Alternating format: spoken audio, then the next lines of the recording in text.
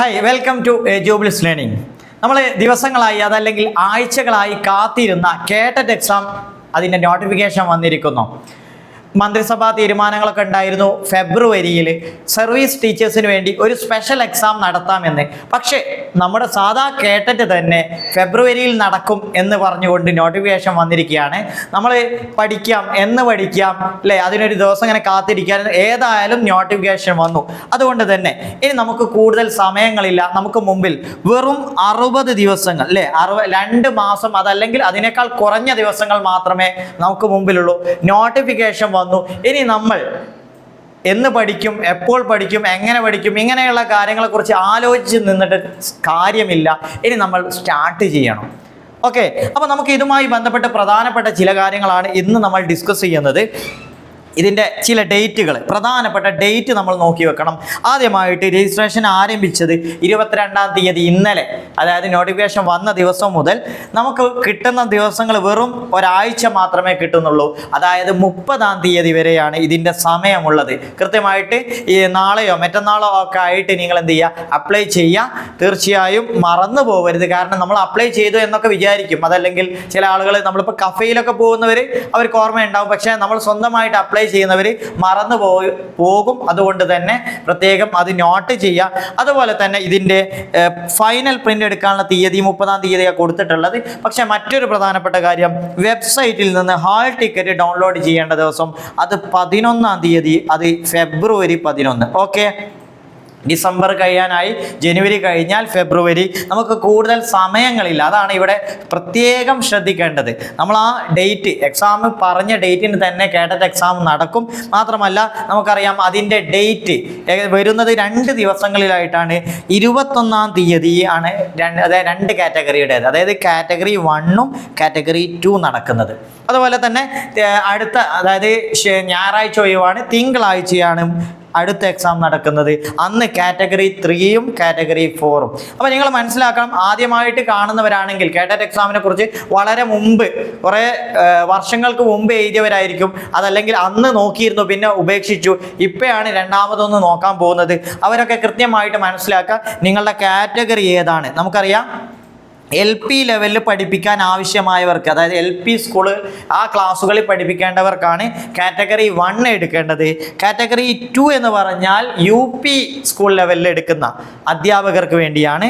അതുപോലെ category 3 high school അധ്യാപകരാവാൻ വേണ്ടിയിട്ടാണ് നമ്മൾ കാറ്റഗറി 3 എഴുതുന്നത്. അതുപോലെ കാറ്റഗറി 4 പറയുന്നത് സ്പെഷ്യൽ, അതായത് ഭാഷാ അധ്യാപകർ, അതുപോലെ സ്പെഷ്യൽ അധ്യാപകർ, അങ്ങനെയുള്ള ആളുകൾക്ക് വേണ്ടിയിട്ടാണ് നമ്മൾ കാറ്റഗറി 4 ചെയ്യുന്നത്. സോ ഈ കാറ്റഗറി കൃത്യമായിട്ട് മനസ്സിലാക്കുക. നിങ്ങളുടെ എക്സാം ഡേറ്റ് എന്നാന്ന് മനസ്സിലാക്കുക. പിന്നെ നമ്മൾ എന്ത് ചെയ്യും, 2 കാറ്റഗറി ഒരുമിച്ച് എഴുതാവുന്നതാണ്. അത് പ്രത്യേകം ശ്രദ്ധിക്കണം കേട്ടോ. 2 കാറ്റഗറി എഴുതുന്നവർക്ക്, അതായത് കാറ്റഗറി 1, 2 ഒരുമിച്ച് എഴുതുന്നവരുണ്ടാവും. ഇവർ അപ്ലൈ ചെയ്യുന്ന സമയത്ത് ശ്രദ്ധിക്കേണ്ടത് രണ്ടും ഒരുമിച്ചാണ് അപ്ലൈ ചെയ്യേണ്ടത്. മനസ്സിലാക്കുക. ഒരു പ്രാവശ്യം കാറ്റഗറി 1-ന് അപ്ലൈ ചെയ്യുന്നു, അടുത്തത് കാറ്റഗറി 2-ന് അപ്ലൈ, അങ്ങനെയല്ല ചെയ്യേണ്ടത്. രണ്ടും ഒരുമിച്ച് തന്നെയാണ് അപ്ലൈ ചെയ്യേണ്ടത്. അതായത് അതിൽ മൾട്ടിപ്പിൾ ആയിട്ട് സെലക്ട് ചെയ്യാനുള്ള ഓപ്ഷൻ ഉണ്ട്. അതുപോലെ തന്നെ ചില ആളുകൾ കാറ്റഗറി 2ഉം അതുപോലെ കാറ്റഗറി 3ഉം എഴുതുന്നവരുണ്ട്. അത്തരം ആളുകളും അത് ശ്രദ്ധിക്കുക. ഇനി നമ്മൾ പറയുന്നത് സുപ്രീം കോടതിയുടെ വിധി ഇതിനെ ബാധിച്ചു എന്നുള്ളതാണ്. നമ്മൾ ഇതൊക്കെ കൃത്യമായിട്ട് വായിച്ചാൽ മനസ്സിലാക്കും. ആദ്യത്തെ നിയമങ്ങൾ തന്നെയാണ് നമ്മുടെ നോട്ടിഫിക്കേഷനിൽ വന്നിട്ടുള്ളത്. ആദ്യം പറഞ്ഞ കാര്യങ്ങൾ തന്നെയാണ്. പക്ഷേ അത് ശ്രദ്ധിക്കേണ്ട പ്രധാനപ്പെട്ട ഒരു പോയിന്റ് അവർ കൊടുത്തിട്ടുണ്ട്, നമ്മളെ പ്രത്യേകം ശ്രദ്ധിക്കണം. അതായത് 1/9/2025 തീയതിയിലെ ബഹുമാനപ്പെട്ട സുപ്രീം കോടതി വിധിയുടെ അടിസ്ഥാനത്തിലുള്ള മാറ്റങ്ങൾക്ക് വിധേയമാണ് ഇളവുകൾ. ഇളവുകൾ എന്ന് പറഞ്ഞാൽ നമുക്കറിയാം ഇതിൽ കുറച്ച് ഇളവുകളുണ്ട്. ഒന്നാമതായിട്ട് വരുന്നത് സീറ്ററ്റ് പ്രൈമറി സ്റ്റേജ് പാസ്സായവരെ കാറ്റഗറി 1-ൽ നിന്നും സീറ്ററ്റ് എലമെന്ററി സ്റ്റേജ് പാസ്സായവരെ കാറ്റഗറി 2-ൽ നിന്നും ഒഴിവാക്കേണ്ടതാവുന്നതാണ്. അതായത് നമുക്കറിയാം സീറ്ററ്റ് എക്സാമിൻ്റെ സമയവുമായിട്ടുണ്ട്. അപ്പം നിങ്ങൾ അതിൽ സീറ്ററ്റ് 1 പാസ്സായാൽ എന്ത് ചെയ്യും, ഇവിടെ കേട്ടറ്റ് കാറ്റഗറി 1-ൽ നിന്ന്, അതായത് അത് എഴുതേണ്ടതില്ല. അതുപോലെ തന്നെ കാറ്റഗറി 2 സീറ്ററ്റ് 2 പാസ്സായവർ അവരെന്ത് ചെയ്യും, കാറ്റഗറി 2-ൽ നിന്ന് ഒഴിവാക്കുന്നതാണ്. പക്ഷേ ഇവിടെയൊക്കെ പറഞ്ഞത് സുപ്രീം കോടതിയുടെ നിയമങ്ങൾ ഇതിനൊക്കെ ബാധകമാണ്. സുപ്രീം കോടതിയുടെ നിയമങ്ങൾ നമ്മൾ കഴിഞ്ഞ ദിവസം വീഡിയോയിൽ പറഞ്ഞിട്ടുണ്ടായിരുന്നു. കാരണം ആ നിയമത്തിൻ്റെ അടിസ്ഥാനത്തിൽ നമ്മുടെ കേരള സർക്കാർ ഭിന്നശേഷിക്കാർക്ക് വേണ്ടിയിട്ട് പ്രത്യേകമായൊരു ഉത്തരവും കൂടി പുറപ്പെടുവിച്ചിരുന്നു. നമ്മളൊക്കെ ചർച്ച ചെയ്തിരുന്നു. അപ്പോൾ അതിൻ്റെ അടിസ്ഥാനത്തിൽ ഇതൊരു നിയമമാണ്. ആ വിധിയുടെ അടിസ്ഥാനത്തിൽ ഭിന്നശേഷിക്കാർക്ക് വേണ്ടിയിട്ട് പ്രത്യേകം കൊടുത്തിട്ടാണ് നിലവിൽ തുടർന്ന് വരുന്നത് പോലെ LPST നിയമനങ്ങൾക്ക് കാറ്ററ്റ് 1 കാറ്ററ്റ് 2 അല്ലേ നേടിയ ഉദ്യോഗാർത്ഥികളെ മാത്രം പരിഗണിക്കാവുന്നതാണ്. പക്ഷേ അവിടെ പറഞ്ഞിട്ടുള്ളത് UPST നിയമനങ്ങൾക്ക് കാറ്ററ്റ് 2 യോഗ്യത നേടിയ ഉദ്യോഗാർത്ഥികളെ മാത്രം പരിഗണിക്കാവുന്നതാണ്. അപ്പോൾ അവിടെ പറഞ്ഞെന്തായിരുന്നു, നമ്മൾ ആദ്യം കാറ്റഗറി 3 എഴുതിയവർക്കും എന്ത് എഴുതാമായിരുന്നു, UP സ്കൂൾ അതായത് UPSC എക്സാം എഴുതാമായിരുന്നു. അപ്പോൾ 3 നേടിയാൽ മതി, 2 വേണ്ടിയില്ലായിരുന്നു. പക്ഷേ ഇത് തന്നെയാണ് നമ്മുടെ കാറ്ററ്റ് എക്സാമിലുമായി ബന്ധപ്പെട്ട് കണ്ടോ, കാറ്ററ്റ് കാറ്റഗറി 3 വിജയിച്ചവരെ കാറ്റഗറി 2 നേടുന്നതിൽ നിന്നും ഒഴിവാക്കാവുന്നതാണ്. അത് എല്ലാ പ്രാവശ്യവും ഇത് തന്നെയാണ് നോട്ടിഫിക്കേഷനിൽ വരാറുള്ളത്. പക്ഷേ അതിൽ എന്തെങ്കിലുമൊക്കെ പ്രശ്നങ്ങൾ വന്നാൽ അതിൽ നിന്ന് അതും കൂടി ബാധകമാണ് എന്ന് സൂചിപ്പിക്കാൻ വേണ്ടിയാണ് ഇത് കൊടുത്തിട്ടുള്ളത്. ഏതായാലും അവരൊരു എളുപ്പപ്പണി ചെയ്തതാണ്. ആദ്യത്തെ നോട്ടിഫിക്കേഷനിൽ ചെറിയൊരു മാറ്റം വരുത്തി. പക്ഷേ ആ മാറ്റം വലിയ എന്താ പറയുക, അതിന് എഫക്റ്റ് വലുതാണ്. സോ അത് മനസ്സിലാക്കിയിട്ട് വേണം നിങ്ങൾ അപ്ലൈ ചെയ്യാൻ. സോ നിങ്ങൾ നേരത്തെ പറഞ്ഞതുപോലെ നിങ്ങൾ ലോവർ പ്രൈമറി ക്ലാസ്സുകളിലേക്ക് 1 അപ്ലൈ ചെയ്യുക, ഇനി അപ്പർ പ്രൈമറി ആണ് 2 അപ്ലൈ ചെയ്യുക, ഹൈസ്കൂൾ ക്ലാസ്സുകളിലേക്കാണ് 3 അപ്ലൈ ചെയ്യുക. ഓക്കെ, ഇങ്ങനെയുള്ള കാര്യങ്ങളാണ് നമ്മൾ ശ്രദ്ധിക്കേണ്ടത്. അപ്പോൾ ഒന്നുമില്ല, പഠിക്കാനുള്ള സമയമായിട്ടുണ്ട്. ഇനി നമ്മൾ എന്തിനാണ് ഇളവുകളൊക്കെ ഇവിടെ ഉണ്ട് കേട്ടോ. പക്ഷെ എന്നാലും നമുക്ക് എന്ത് ചെയ്യാം, കാറ്ററ്റ് എഴുതാം, കാറ്ററ്റ് എക്സാം എഴുതാവുന്നതാണ്. സോ ഈ അപ്ലൈ ചെയ്യുക, എഴുതിയെടുക്കുക. വെറുതെ ഒന്നുമില്ലെങ്കിൽ ഒന്ന് എഴുതുക. നിങ്ങൾക്ക് ആ കാറ്റഗറി കിട്ടിയിട്ടില്ലെങ്കിൽ ഒന്ന് അപ്ലൈ ചെയ്യുക. ഇനി ഇത് തീവ്രമായിട്ട് തീർച്ചയായും നേടിയെടുക്കണം എന്ന് താല്പര്യമുള്ള ആളുകളോട് പറയാനുള്ളത്, നമ്മുടെ കാറ്ററ്റ് എക്സാമിന് വേണ്ടിയിട്ട് നമ്മൾ ഈ ദിവസങ്ങൾ കൃത്യമായിട്ട് നമ്മൾ ഉപയോഗപ്പെടുത്തുക. നമുക്ക് മുമ്പിലുള്ള 60 ദിവസങ്ങളിൽ നമ്മുടെ ഏറ്റവും ബെസ്റ്റ് ടൈം, പെർഫെക്റ്റ് ടൈം, ഒരു ദിവസത്തിൽ നമുക്ക് കിട്ടാവുന്ന ഏറ്റവും നല്ല സമയം ഇതിന് ഉപയോഗപ്പെടുത്തുക. എന്ന് പറഞ്ഞാൽ നമുക്ക് കിട്ടുന്ന ഒരു ഫ്രീ ടൈം 1 മണിക്കൂറാണെങ്കിൽ 1 മണിക്കൂർ നമുക്ക് കിട്ടുന്നുണ്ടെങ്കിൽ ആ 1 മണിക്കൂർ ഇതിനു വേണ്ടി ചെലവഴിക്കുക.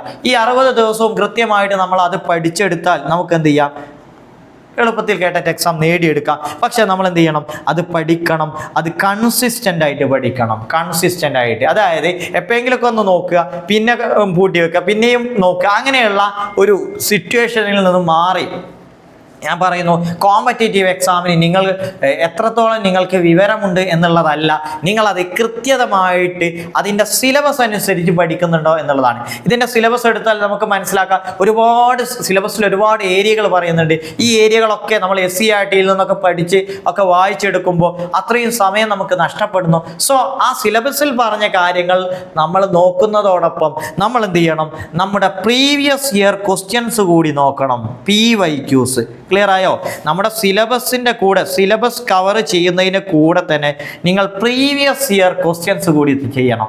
അങ്ങനെ ആകുമ്പോൾ നിങ്ങൾ കവർ ചെയ്യുന്ന ഏരിയയിൽ നിന്ന് വരുന്ന ക്വസ്റ്റ്യൻസ്, അതിൻ്റെ പാറ്റേൺ കൃത്യമായിട്ട് നിങ്ങൾ മനസ്സിലാക്കും. മാത്രമല്ല ഇനി നിങ്ങളുടെ ലക്ഷ്യത്തിലായിരിക്കണം നിങ്ങൾ എപ്പോഴും ഫോക്കസ് ചെയ്യേണ്ടത്. നമ്മൾ ഓരോ ദിവസം കഴിയുന്നവർക്കും നമ്മൾ എക്സാമിലേക്ക് അടുത്ത് വരികയാണ്, നമ്മൾ എത്രത്തോളം കവർ ചെയ്തു, നമുക്കൊരു ട്രാക്ക് റെക്കോർഡ് വേണം. നമ്മൾ ഓരോ ദിവസവും നമ്മൾ ചെയ്ത അതിനുവേണ്ടി നമ്മൾ പ്രധാനപ്പെട്ട ചില കാര്യങ്ങളൊക്കെ നമ്മൾ എഡ്യൂബിൾസ് ലേണിങ്ങിൻ്റെ കോച്ചിങ് ആരംഭിച്ചിട്ടുണ്ട്.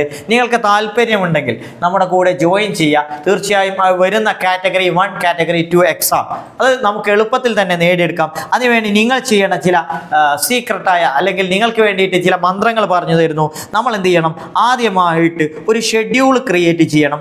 ആ ഷെഡ്യൂൾ അനുസരിച്ച് നമ്മൾ എന്ത് ചെയ്യണം, പഠനം നടത്തണം എന്നുള്ളതാണ്. നിങ്ങൾക്കൊരു ഷെഡ്യൂൾ ക്രിയേറ്റ് ചെയ്യുക. ഓരോ ദിവസവും നമുക്ക് സൈക്കോളജി അല്ലേ, pedagogy, child development and pedagogy, അതിൽ എന്തൊക്കെ പഠിക്കണം നമ്മുടെ സിലബസ് അനുസരിച്ച്. അതുപോലെ തന്നെ നമ്മുടെ ഇംഗ്ലീഷ്, മലയാളം, അതിന് നമ്മൾ എത്രത്തോളം പ്രാധാന്യം കൊടുക്കണം. ചില ആളുകൾക്ക് ഇംഗ്ലീഷ് കിട്ടാത്തവരായിരിക്കും, ചില ആളുകൾ മലയാളം അത്ര എളുപ്പമുണ്ടാവില്ല. സോ പല ആളുകൾക്ക് ഇംഗ്ലീഷ് ആയിരിക്കും പ്രയാസം. എങ്ങനെയായാലും ഇംഗ്ലീഷ് നമുക്ക് എളുപ്പമാണെന്ന് തോന്നുന്നുണ്ടെങ്കിലും നിങ്ങൾ അതിൻ്റെ പ്രീവിയസ് ഇയർ ക്വസ്റ്റ്യൻസ് ഒന്ന് വർക്കൗട്ട് ചെയ്യാം എല്ലാ ദിവസവും. അതുപോലെ തന്നെ നെക്സ്റ്റ് പറയാനുള്ളത്, നിങ്ങൾ വാച്ച് ദ വീഡിയോ ക്ലാസ്സസ്. നമ്മൾ കേറ്ററ്റുമായി ബന്ധപ്പെട്ട് ആ സിലബസ് അനുസരിച്ചുള്ള ക്ലാസ്സുകൾ കൃത്യമായിട്ട് കാണുക. ക്ലാസ്സുകൾ കൃത്യമായി കാണുന്നതിൻ്റെ ഒരു മെച്ചം എന്ന് പറഞ്ഞാൽ ആ കൺസെപ്റ്റ് നമുക്ക് ക്ലിയർ ആയിരിക്കും. കാരണം പല രീതിയിൽ, അതപ്പോൾ ഉദാഹരണത്തിന് നമ്മൾ സൈക്കോളജിയിലുള്ള ക്ലാസ്സുകൾ ഉണ്ടാവും, ഇംഗ്ലീഷിലുള്ള ക്ലാസ്സുകൾ ഉണ്ടാവും, മലയാളം ഉണ്ടാവും. സോ എല്ലാ ടോപ്പിക്കുമായി ബന്ധപ്പെട്ട ക്ലാസ്സുകൾ നമ്മൾ കൃത്യമായിട്ട് ഷെഡ്യൂൾ അനുസരിച്ച് കാണുക.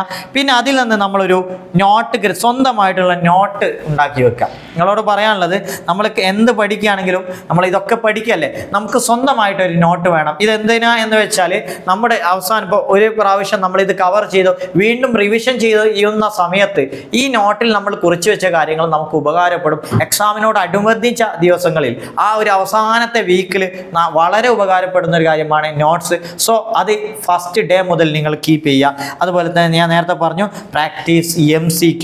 ഇതിൻ്റെ കഴിഞ്ഞ വർഷത്തെ അതല്ലെങ്കിൽ കഴിഞ്ഞ ഒരു 4-5 വർഷത്തെ ക്വസ്റ്റ്യൻസ് മിനിമം നിങ്ങൾ എന്ത് ചെയ്യണം, കവർ ചെയ്യണം. അങ്ങനെ പഠിച്ചാൽ മാത്രമേ നിങ്ങൾക്ക് കേട്ടറ്റ് എക്സാമിൻ്റെ വിജയ ശതമാനം നമ്മൾ വിചാരിച്ച അത്രയൊന്നും കേട്ടറ്റ് എക്സാമിന് ഇല്ല. അതിൻ്റെ പ്രധാനപ്പെട്ട ഒരു കാരണം എന്ന് പറഞ്ഞാൽ നമ്മൾ ഈ അവസാന സമയത്ത് നോട്ടിഫിക്കേഷൻ വരുമ്പോഴാണ് നമുക്ക് ബോധ്യം വരിക. ആ ബോധ്യം വന്ന് ഒരാഴ്ച കഴിഞ്ഞിട്ടാണ് നമ്മൾ ഇതിനെക്കുറിച്ച് പഠിക്കാൻ തയ്യാറെടുപ്പ് നടത്തുക. വീണ്ടും ഒരാഴ്ച കഴിഞ്ഞിട്ടാണ് നമ്മൾ പഠനം സ്റ്റാർട്ട് ചെയ്യുക. അടുത്തൊരാഴ്ച കഴിയുമ്പോഴേക്കും എക്സാമിനോട് അടുത്തിട്ടുണ്ടാവും. സോ അതിനുവേണ്ടി കൂടുതൽ സമയം ചെലവഴിക്കേണ്ടതില്ല. പെട്ടെന്ന് തന്നെ പഠനം സ്റ്റാർട്ട് ചെയ്യുക, ഒരു ഷെഡ്യൂൾ ക്രിയേറ്റ് ചെയ്യുക, നമ്മുടെ ക്ലാസ്സുകൾ കണ്ടു തുടങ്ങുക, പിന്നെ നമ്മുടേതായ നോട്ട് നമ്മൾ കീപ്പ് ചെയ്യുക, MCQ ചെയ്യുക. എത്രയും കാര്യങ്ങൾ ചെയ്താൽ തന്നെ നമുക്ക് എക്സാം വളരെ എളുപ്പത്തിൽ ക്രാക്ക് ചെയ്യാൻ പറ്റും. അതുകൊണ്ട് തന്നെ എൻ്റെ കേട്ടറ്റ് എക്സാം എഴുതുന്ന വിദ്യാർത്ഥികളോട്, അധ്യാപക സുഹൃത്തുക്കളോട് പറയാനുള്ളത്, തീർച്ചയായും അടുത്ത കേട്ടറ്റ് നിങ്ങൾക്കുള്ളതാണ് എന്ന ലക്ഷ്യത്തിൽ തന്നെ മുന്നേറുക. Thank you.